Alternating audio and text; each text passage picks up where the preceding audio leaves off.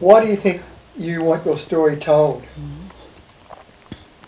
Because I'm turning 80 next year, and I can't believe my life sometimes, and I just don't want to go into the ground or scattered and be forgotten. And I want to leave a legacy, and I have so much I can give.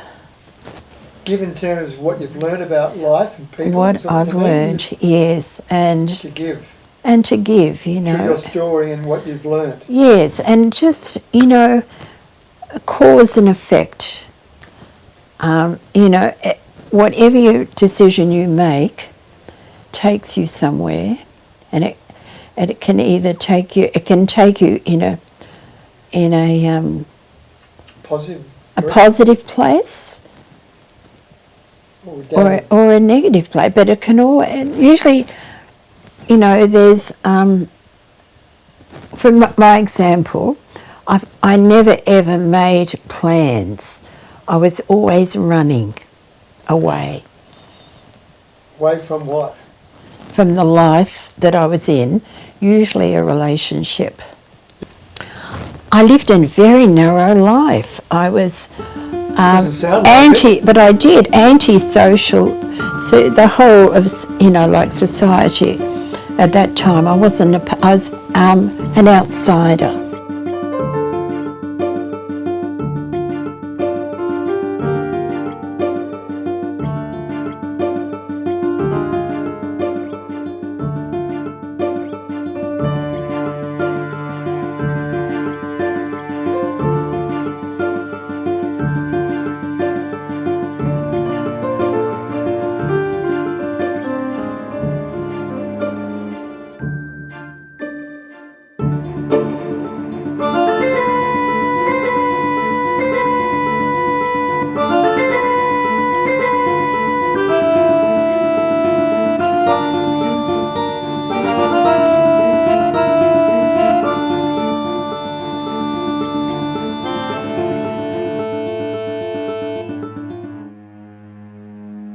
I was born in the Bethlehem Hospital in Caulfield in Melbourne, 3rd of July 1943.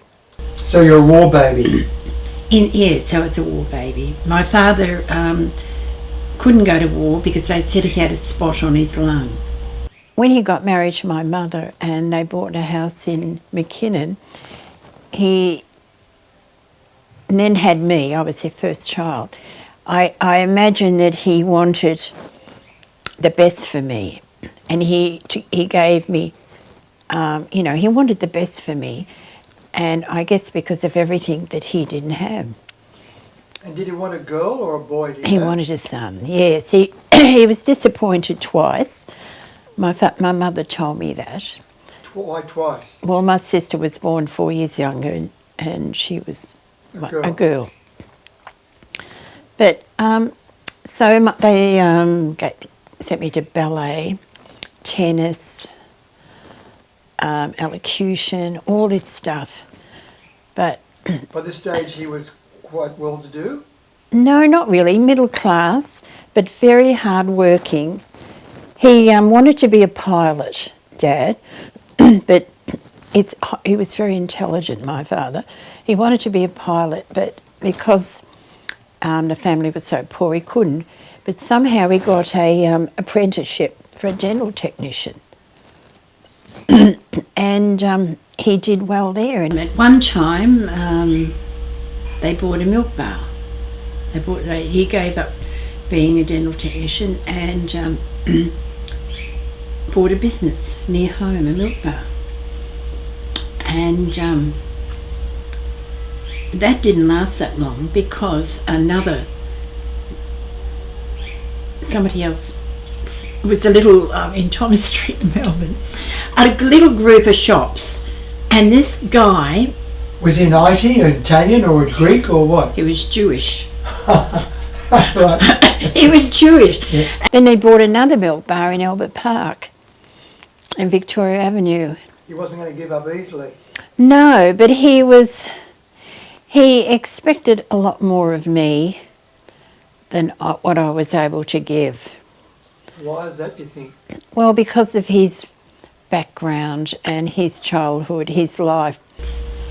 They were both hardworking, kind. My mother had a good sense of humour. But they didn't understand me.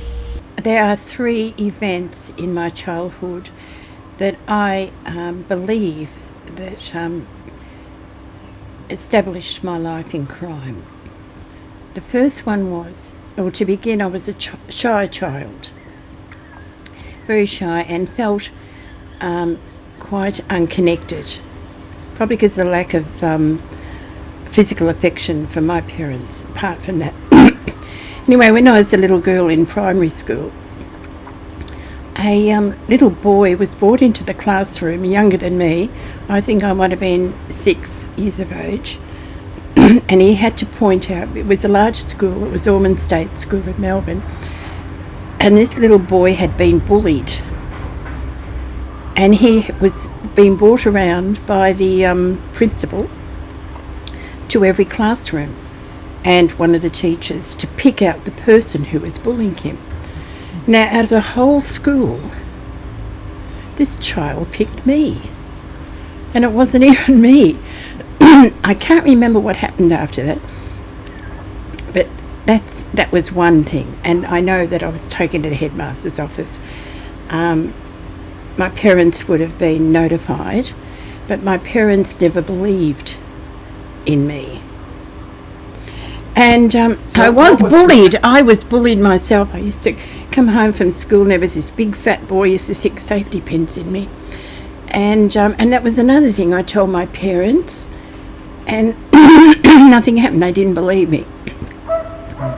And then another time when I was quite young, my father got a turkey for Christmas. I didn't know it was a turkey for Christmas, and I loved animals. And anyway, I made friends with this. I connected to this turkey. I used to connect to animals, and I connected very well with this turkey. He was in a cage in my backyard. And then one day, my father came out with a friend, and they chopped his head off. And I still feel upset about that. And this turkey that I really loved, I know it sounds silly, and he was running around the garden without his head. You know, they do that, but that was another thing. And the big thing was they wouldn't let me have a dog. I had cat, but I wasn't allowed to have a dog. And at that time, there was a lot of stray dogs around the area where I lived. And I think I was probably 6 years of age. And I used to wander a lot, you know. I had a lot of freedom. I mean, in those days, there weren't so many cars, and you had a lot of freedom. And at the end of the street where I lived, I found a dog. So I was bringing that dog home. I'd had a collar, and I still remember, it's funny how you have memories, and I remember grabbing hold of that dog and bringing him home. It was a slight hill, and as I walked up that hill, the weirdest thing happened. It was quite horrific. Some of my friends, my play friends in that street, came out of their houses and started kicking the dog. And that really happened. It was like something out of Hitchcock.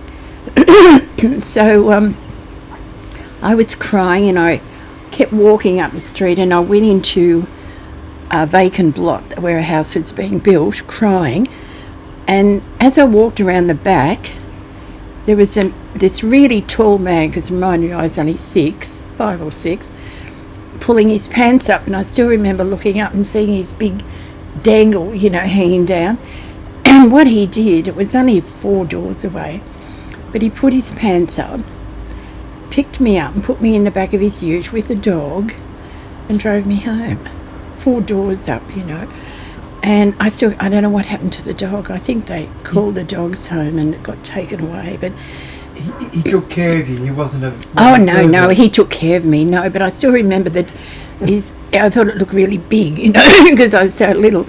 But they were things that, where I felt safe and secure with my friends and my parents and the school. And somehow that disconnected me. I was disconnected. From those times on, I started becoming, and I felt isolated and alone. And as I grew into my teenage years, you know, I was angry and rebellious. And it wasn't until, for example, 3 years ago that a psychologist told me I'd been undiagnosed attention deficit disorder. When I heard this, you know, it was just, I had so much relief, because then I understood myself and how that had, not understanding that had affected me all my life, you know. So Dad has got this wellspring within his heart and head that A, you weren't the boy that he wanted, first of all. B, that he didn't go off to war and like most Australian men did at the time. And C, you're not living up to his expectations because of your inability to be able to concentrate and complete tasks, or what is well, that? I wasn't interested in learning so much. I didn't do well at school. I would drift off and dream, and I just wasn't interested. The only thing I got right was French and English, literature. And everything else was, you know, I just never passed anything except those subjects. And as a little girl, you know, I'll never forget, and I loved animals and nature, and I was very independent. And I remember once when I was only about 4 or 5 years of age, and they gave me sort of a lot of freedom. They didn't watch over me. And I still remember following the postman down the street, and every time he wasn't looking, I'd take the letters out of the letterbox. It was only 22 houses in the street. And what did you do with the letters? I took them home to my mother and gave them to her, and I can still remember she made me come with her, and she'd knock on all the doors. She was so angry with me. They were always angry with me. I think that was the problem. This anger all the time, and Dad used to say I was useless and hopeless and stupid. And I think that, and I was very sensitive, and I was a very kind little girl. And do you remember going into your room and crying over these put downs, or? No, I don't remember anything like that.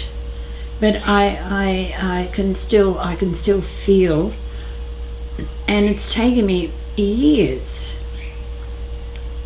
to it's like something you don't even realise that you believe it. It's not that I believed it, it just became this sense of not being any value, even though I had, you know, great friends. But it's not until the last few years that I came in contact with Anne and Sam and Maxine and Gareth. And something about these friends changed me. I don't know what it is. I just, over time, I just experienced a real healing. And Maxine and Gareth are atheists, so it wasn't a highly spiritual. It was just I know they love me. They're very, very fond of me, but there was something else there an acceptance of me. We need to move on to the part where I'll start to break the law. That's the exciting part. That's the fun part. Okay, so Yeah. all right. Before we move on to your naughty teens and so on, what was your relationship like with your sister in those early years? I love my little sister. She was the actual complete opposite to me. I was blonde and blue-eyed, and she was brown-eyed and brown hair, dark hair. She was a gentle little soul and very dependent on my mother, and hung around my mother all the time. And Did your mother like that?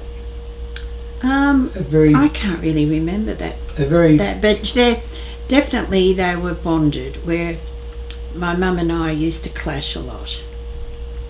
And your dad and you at this stage in your pre-adolescent years? Well, he was. I never really got to know him that well, because at breakfast he'd be behind the newspaper, and then at dinner he'd be behind the newspaper. There was no conversations in my family. You know, it was that time. Children seen and not heard. What is it? Children to be seen and not heard. Yeah. So there was no conversation. There was nothing I could connect with. And another thing, you know, I found out later, I'm an empath, so I feel things and feel people. I'm a feeling person. And anyway, when I started going out in my teens, and I found it very hard to talk to people, I suppose I was extremely shy, and that's when I started drinking. What age? Probably about 13 or 14. I remember my first job was in Myer in the city, and I was only 14, in the jewellery department. That's a mistake. Well, anyway, and one of the women I worked with, I think she was quite a bit older than me, but she asked me to, I still remember this, asked me to come along to the London hotel. She was going to have a drink with some friends. And I still remember the dress I had on. It was grey with white spots. And like I said, I was only 14. And so I went along, and there were all these, I think, soldiers, not sailors, but soldiers there, and all drinking together with these girls. And I think this was the first time I'd had alcohol.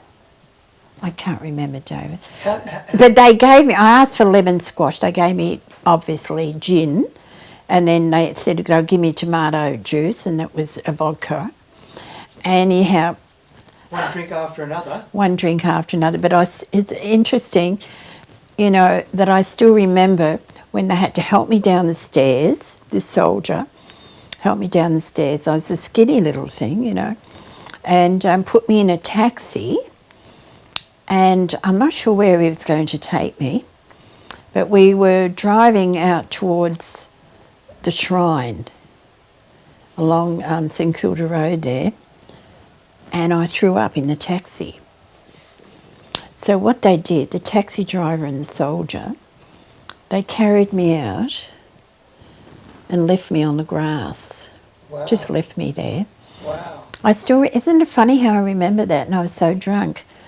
And I came to, I was lying, and I came to, and there was a policewoman on a horse looking at me, or a policeman. I think it was a mounted police. No, it wasn't a policewoman, that's right. Anyhow. Great image, Leonie. This is fantastic. Yeah, but this really happened. But how did I remember it? Anyway, the police women came and got me and drove me home. We're living in Box Hill, North Box Hill, or called North Mont Albert now. And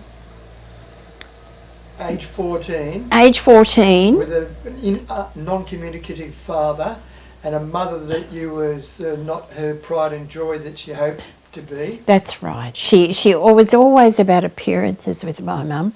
Anyway, here I am, the policewoman, knocking on the door, and as soon as my mother saw me with the policewomen, she never asked me what happened. She just went whack, whack, On the face. whack. Yeah, she just, you know, and appearances, especially if the neighbours had seen the police bringing me home, you know. And, I mean, they tried very hard. They bought me a horse. I was a member of the pony club. You know, they tried everything. I was in MLC, Methodist Ladies College. You know, I was sent to private school. And when we were living in, I went to Presbyterian. Church on Sundays? No church. They sent me to Sunday school. Actually, the little, what was it? Little, I can't remember. It was in a hall not far from my house, but for some reason they sent me to Sunday school, which I got expelled from. How come? What did you do for that? Well, the Sunday school's daughter was a goody-goody, and I was always a baddie, you know, and I climbed up on the roof and I just did silly things, but I was only young and... But looking back on it, it's all a manifestation of your ADHD and the fact that you had ants in your pants, as it were, to use that old expression, and you couldn't stay still, and nothing was really occupying or grabbing your attention.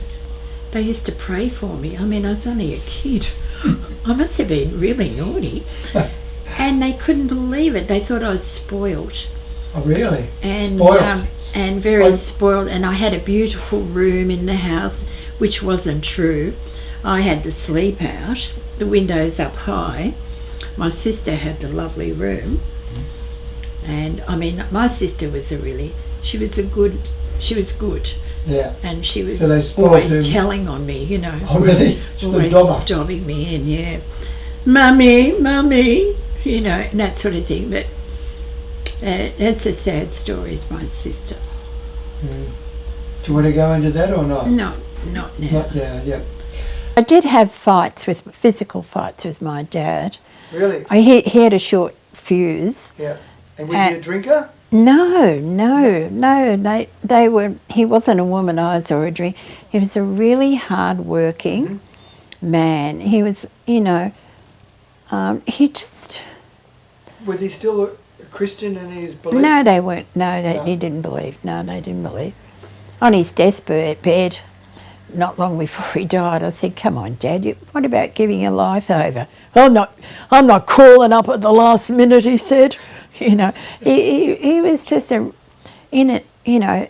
Richmond man. Working class. Yeah, he was, and he was very popular. You know, he had good friends, and I mean, I was 13, and I had a friend who moved from Albert Park. Her and her mother and sister moved to a commission house in North Melbourne. And this is, you know, these are just sort of steps, I think, of what happened to me and why I started behaving like I did. And we used to go hang around the milk bar there, and I met some bikies, the Angels. The what's the name Angels? What are they? Hell's Angels. The Hell's Angels. I presume they're the Hell's Angels. And there was one young man I had a crush on called David. He was probably about 18, 19. Anyway. Was he rough? No, he was very good looking and nice. Anyway, he took me for a ride, asked me if I wanted to go for a ride on his motorbike. So he took me for a ride and we ended up near the zoo, somewhere near the zoo there, and it was at night time. And he had me on the grass and, you know, he was trying to have sex with me, and I resisted. And he said, "Haven't you done this before?" And I said, "Oh yes, you know, I hadn't, but I thought I had. You know, when you play doctors and nurse, it's very naive in a lot of ways." And anyway, he forced me. And because I was only a little thing, and I lost my virginity. Yeah, he held me down. He held you down? I struggled. No, I wasn't crying or screaming. No, I just, no, I wasn't. But I didn't want him to do it, but he was for air. And he changed. He got a bit nasty and... He slapped you around a bit? No, he didn't. No, he didn't touch me like that. And did he leave you in the park, or did he give a lift back at least on his motorbike to where he picked you up? He gave me a lift back. Yeah. To the shops in North Melbourne, and yeah, and then he ignored me. No, then he ignored me after that. Really? So that was another sense of feeling worthless. Yeah, that I didn't have much value, but I didn't think about it. But that was how I was, and it affected me all my life, and I was just angry. And then in Box Hill I got some knuckle dusters, and I'd get my boots on, and it was Elvis blue suede shoes, and I'd have a Tony Curtis haircut, like the curl in the front, and what was his what's the name, boots? That Elvis song, I forget the name of it. And I would... Blue suede shoes. Blue suede shoes, thank you. Mm-hmm. I'd have those on, they were boots. And me and some girls and boys, and we'd be out drinking Saturday nights and yahooing around and picking fights. Were your parents aware of you doing this? No, they had no idea. So how did you get away with it? And drinking as well, because you'd smell your breath and you came home. I don't know. I can't. I can't remember. Mm-hmm. I can't remember my first encounter with the police and why I was locked up in Winlayton. I can't remember why that happened, but I do remember going to children's court. At this time I was having sex with lots of boys, just all the time, Saturdays, weekends. And do you know why you were doing that? Because you... I do actually, and these are Richmond boys now. And so you like sex, is that what you're saying? No, I didn't feel sexual at all, but I liked the attention, and I remember there were 8 boys. They came out in 2 cars, and they all had sex with me. And I can't believe this happened. They all had sex with me, and they were all nice to me, and I enjoyed that attention and the physical contact. Because I never got that from my parents. My father, especially my father. A father's job is to make his daughter feel beautiful and special. That's that's a father's role. And to protect her. And to protect her, but to make her feel, and help her develop her personality and get to know her, and lift her up. You'll see a lot of successful women that haven't got any sort of mental health issues usually have very loving fathers that accepted them and helped them. And I had the opposite. He was very aloof. He didn't, but that was just him. He didn't know how to manifest it. Yeah, so I had all these men coming, and boys actually. And I don't know I can't remember how I ended up in court. I think I was caught shoplifting or something. But that's what, I wish I could, I can't recall, but I do remember making a decision, because my parents and the system at the time were trying to mould me, it was the 50s, into a person that I wasn't. You know, the hairstyles, the handbag, the gloves, and I just didn't fit in. I wasn't, that wasn't me. I just went, that's right, because this is important, this part. And how did it, oh, that's right. There, I saw, because gee, that chandelier's crooked.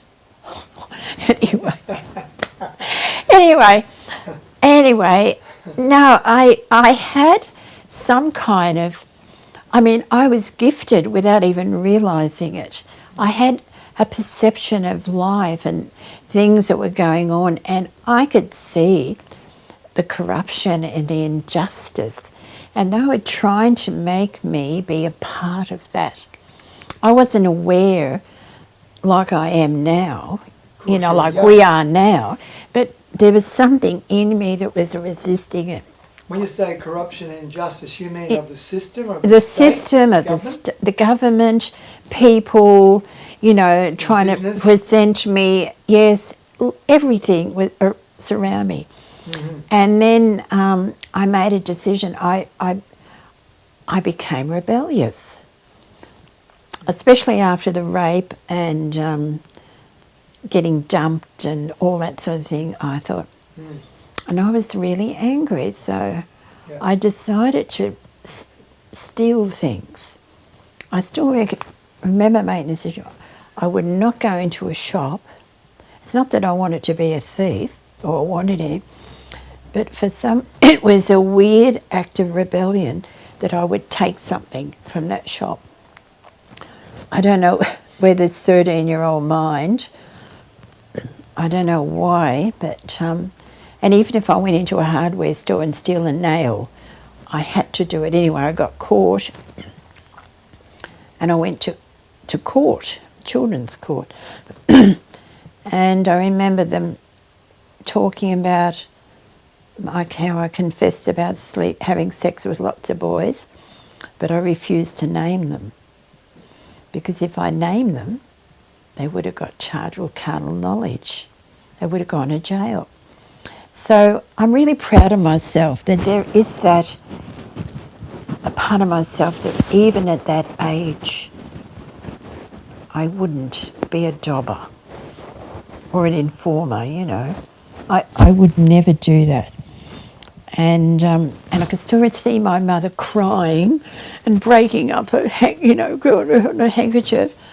In court? In court, you know, as all this stuff's happening. Oh. You know, drama queen. And God bless her, I love my mum. Anyway. Very forgiving, Leonie. Yeah, I am forgiving. Anyway, so I went to, I think I was put on probation. That's right. I got put on probation to 2 nuns.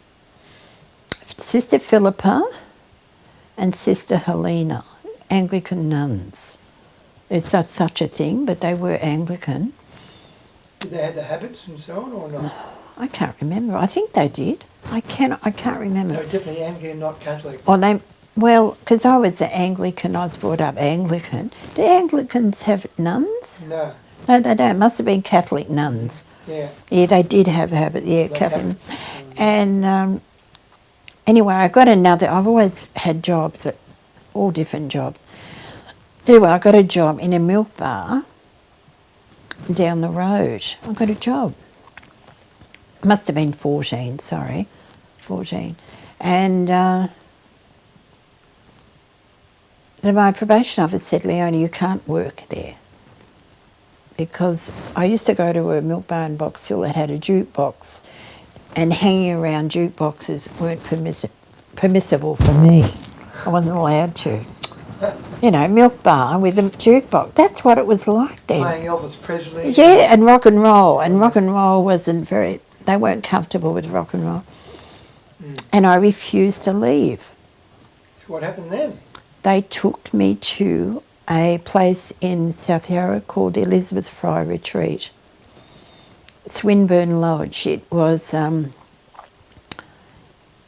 think it was for a rehabilitation centre originally for women coming out of prison. But when I went there was a lot of old people with dementia. It was had a big brick wall in South Yarra. It was really... Pretty depressing place. It was depressing, and at the back was a laundry. And so I still remember putting the sheets through the rollers. We did laundry for, I'd have to look it up, I can't remember. For all these old people? Well, for different institutions we would be involved in doing their laundry. So the courts forced you to do this because you wouldn't play ball with staying away from the cafe and the jukebox? Well, it didn't have a jukebox in it, it's milk bar. Really? Didn't even have a jukebox in it, so I got hauled across there, and I was allowed to come home weekends. Now, Sister Sutherland used to run this place, and she was a religious nut, you know, and we all be sitting there singing hymns in the morning, and she caught me smoking. So I was barred from going home that weekend. Can you believe it? You're a breakaway. Oh, gosh, talk about bad luck. Anyway, I think I escaped from there, and then I got Really? put... What do you mean you escaped? Oh, I ran away, and I went home, and then they put me in Winlayton. Your poor parents must have been beside themselves in terms of what have we done to deserve this girl that we've got here, and her goody two-shoes younger sister that was doing all the right things, and you were going up with boys and getting drunk and brought back by the cops and sort of... I know. I mean, in their port. 50s, I know, it was such a shameful thing. But they put me in Winlayton. And what? Put me in Winlayton with a reformatory for young women under 18. And I was in the first night there, they had this big nightie on. I can remember the smell of it. I used to steal things from there. Oh, really? And I used to give it out on the train to the 6:15 train from Flinders Street to my friends. Oh, really? Oh, Yeah, I used to give it. Rings and all that Oh, stuff? God, no. What sort of thing? But just cosmetic jewellery. In Myers. Oh, yeah. Just Right. cosmetic jewellery, but I did. And I learned, I was a smart little bugger. I'd say something was £5,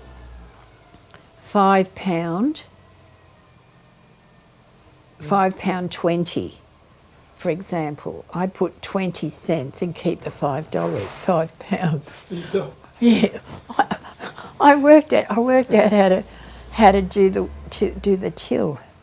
oh, really? Yeah.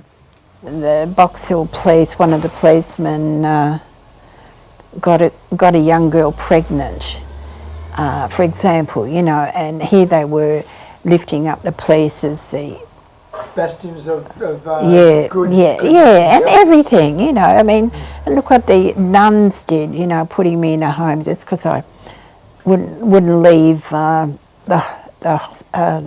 milk bar, you know. Yeah. All that. There was so many other things that I was so aware of. I But I was in the recreation room, just got into Winlate and had put the nightie on, and I walked in and there was a few girls there, and I'll never forget this, and three of them were part Aboriginal.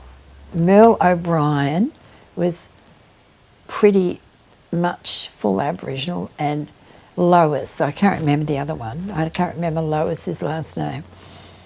And I remember Merle, she was sort of very butch looking, and Lois was very pretty, and they started punching me, got stuck into me, you know, and you know, like this, they're hitting me across the face, and they wanted to fight. Yeah. Wanted to fight me, you know. What were they saying to you? Do you I know? can't remember, but they just wanted to fight me, and And I was just, I didn't know how to fight properly, and I'm just going like this, you know. And in the end, they got me down, and the staff couldn't see through the window. There was a glass looking into recreation. And it wasn't until I was down on the ground and they were about to kick me, and that the staff interceded. So they were actually watching? They were watching. Right, And yeah. then they got up. But after that, Merle loved me, because I stuck up for myself. And I never dobbed in or said anything or did any, you know. And she loved me after that. We became good mates like that. Merle O'Brien. I've always loved Aboriginal people. You know, I've had a lot to do with them over the years. And, you know, the way they treat us, I won't go into it now, but I worked on a cattle station as a cook, and there was Aboriginals in humpies, and they were used and abused, and, you know, I just... What would happen is that they would give the men, the husbands of these women, alcohol, and unfortunately they'd get violent. They would get what? Violent. The men would, Aboriginal men. Would This is get when you work in violent. the Northern Territory and cattle Yeah, station. and they would get, and then I'd have the women coming into my house for protection, and an Aboriginal weren't allowed in my house. You know, and I had a dingo pup, and the dingo had a dingoes had a what's the name on them? You know, $1 or $2. Oh, yeah, their ears. Their tail, you know, kill them. You know, I forget what, Had a a bounty on them. Yeah, A bounty on dingoes. I had dingoes and Aboriginal women in my house, and So how long were you in the reformatory for? well, on and off till I was 18. I kept coming back, but in the meantime, I got a job. When I was out, I got a job in a dress shop in Centre Arcade in Melbourne. A Jewish man, Ben Nesson. And mind you, when I was 15 and I was upstairs with this white all-on dress on, he offered me £20 for a kiss and cuddle to start with. But, you know, I wasn't offended by that. I have a letter here that he wrote to the welfare saying that that I had a lot of potential and he would take me back every time. So when I wasn't working, when I was in Winlayton and would get out, I'd go back and work for him. And he taught me window dressing. I loved it there. I loved the women I worked with. They were older women. And they were kind? They were really kind. They were really kind to me. Did he continue to sexually harass you? Never. It was only that one time. Yeah, it was Ben Nesson, and he was Jew. I think he was Polish. I don't think he was German. I think he was a Polish Jew. Was he fat, short? Or? Yeah, he was short and not too fat, but he was a lovely man. Mm-hmm. Then I started going to the Australian Hotel, and I met a girlfriend there on Saturdays after work, and there I met Daryl Holt. And Daryl and I started a relationship. What did Daryl do? I think he worked as a gas man, reading gas meters. I think that's what he was doing. And but he had a chip on his shoulder. He wasn't a big man, but we got on really well, and I can say I loved Daryl. And not long after I was with him, I got pregnant. And I wanted to have the baby, but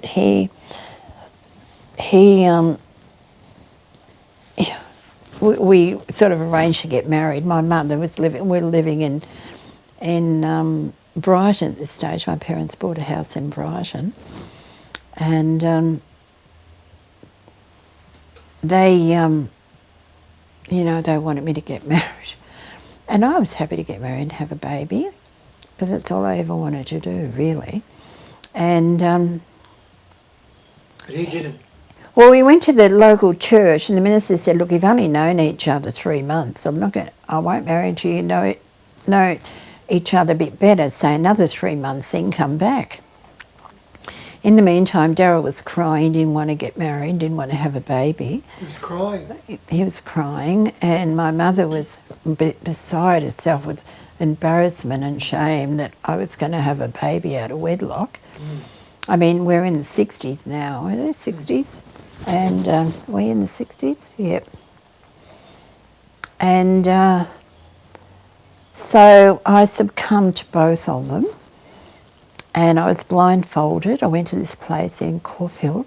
I was blindfolded and put in a car and taken to a place where I had an abortion, and I have no idea where it happened. My parents paid for it. Wow. Did your mother go with you? No.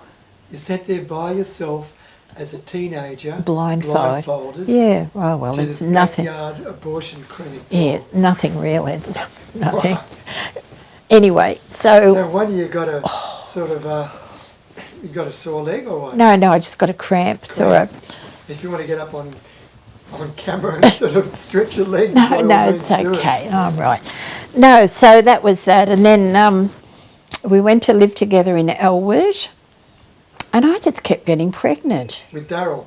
with Daryl, and he found out if you got this, I think it's Lifebuoy soap and a douche thing, where it's a rubber thing that I used to clean myself out after I'd had sex, to clean yourself, and put Lifebuoy soap and insert it in, and you have an abortion, and I'd start bleeding, and then I'd go to hospital and have a curette. Wow. I'm very, very lucky actually, but by this time I'm 19, and anyway, we look, Daryl would get really violent towards me. He'd get angry, and there's something in me makes men mad, I think, but they get really beside themselves. But anyway, so we broke up, and I was living in a little flat in St Kilda. By yourself? Actually, it was a boarding house, but I went to a little party in a little flat in St Kilda, and he turned up with a couple of friends, and I was with somebody, and Daryl, I was drunk, usually I was always getting drunk weekends, and Daryl was drunk, and he attacked me,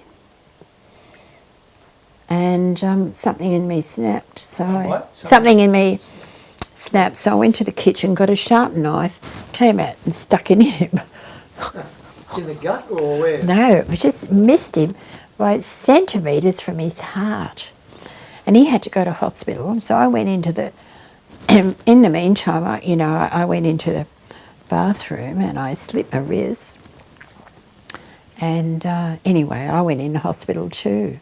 But after all that happened with Daryl, Daryl died last year, and we had become good friends. He'd apologised to me, and I'd apologised. We became good friends. I didn't tell you the story with Daryl. Oh, that was another story. Daryl and I were living up in Queensland here with another couple. Anyway, we decided to break into a shop in Coolangatta. And in this little shop there was all just sportswear, swims. So we broke into it and drove all the way down to Melbourne, a car full of stolen clothes. And we found a fence called Brian Latch. There's a book written about him called Mr. X. And he was a police informer. And also he informed for the police. He was like a double. Anyway, we heard about him, so we went out to, I'm in a book, this book is written about the whole situation. But anyway, we went out to give our goods to Brian Latch, and he couldn't see us that day or something. So, because the coppers, he didn't give the coppers time enough to catch us. So what happened, we arranged another time. So we're driving out towards Footscray to Brian's place and were intercepted by the police. They were you know. You were set up. Yeah, it was set up. So we had all this car full of Swimwear. beautiful, you know, expensive swimwear. And eventually when Gerald went to court, there was only about that much there. Because you know what happened? The police took it to the fence, Brian Latch, and he paid the police. So it was their little business.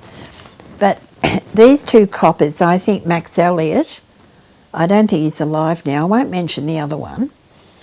But Daryl, I got arrested for not being charged. I mean, he got charged for not charging me. And I went to court, but I turned him up. I didn't give him up. And Daryl and I both turned them up. We didn't give them up. We didn't refuse to give them up. We just had that. And from then on, these two coppers helped us. Oh, really? And if we needed, we'd give them some bashish, you know, money. Yeah. And yeah, these two coppers helped us. Right, so you basically... You know, if we got arrested or charged or anything like that, we could pay a bribe. Right. Yeah, it was very easy. We even bribed magistrates. Mm-hmm. It was Really? just oh yeah, everybody took bashish on the take. Yeah, Right. It was unbelievable. So I went to Sydney Yeah. and got a job as a stripper. Really? Yeah, Livio's. Livio's in King's Cross? Yes. Yeah, because I kept in touch with Mary Lou. She was an inmate from Winlayton, and we had kept in touch. Mm-hmm. And she married a friend of mine and Daryl's, Bobby T's.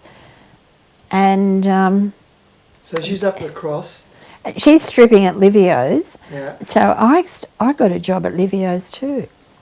And tell us about that in terms of the routine and... Oh, that was so embarrassing. I mean, you had pasties on your breasts and, you know, you weren't completely naked. And you do a teasing... you do, yeah. teasing sort of strip or what? I don't want to talk about it. No, I'm not going to talk about it. It's too Tell us about embarrassing. your first night at least. So it was... We can dramatise that. Yeah, well, Bobby was working there. He was the disc jockey and put the music on and everything. Mm-hmm. And I had this little part where I bent over, my bum in the air, and he would have a pea shooter through the thing and get me right on the arse, you know. And then this was the sort of Flint, yeah, but he, and you know, it was all right working them. them. Was this your first night or? Oh, I can't remember, but I know that I have to get drunk. I used to drink, not bourbon and Coke, another one, rum and Coke. Right. Mm-hmm. And I used to get so pissed, and so they barred me from drinking. So what I did, I pretend I was drinking cups of tea, and I would have the rum and the Coke in the tea. I couldn't do it sober. And then one night, I came in to do my act. It was only a little stage, and in the front row was a whole lot of people I knew. And I just got stunned. I couldn't do it. I was so embarrassed. When you say there were people you knew... Yeah, friends. Friends, really? Yeah, and I couldn't do it. So, right. But at this stage, I don't know how I met Peter. I met Peter up the cross. And... were you doing drugs at this stage? No, never. When drugs... Oh, that's right. He put me on to... Benzodrine and Dexedrine. Used to get them around the corner at the chemist. Peter did? Pep pills, we used to call them. Right. Benzodrine and Dexedrine. And we used to take those and we'd be awake all night and drinking. You know, we used to have flagons of wine then. And so I got pregnant straight away with Peter. What was Peter's job? What did he do? Was he a pimp or...? No, it was nothing like that. I think at the time him and his mates used to steal. They got a name. You better take them out from the car radios. Oh yeah. There's a name for them. I can't recall it now. Yeah. And they used to break into cars and basically. just steal those and sell them. Mm-hmm. Anyway, and so I got pregnant straight away, And all his friends were saying, oh, don't, she can't have. But because he had had a son when he was 18, and he didn't want me to have an abortion. He encouraged me, and so... was that Joanne? It was Joanne, yeah. Fantastic. Yeah, and then we got married, because he's still married, even though he was, how old? He was 4 years older than me.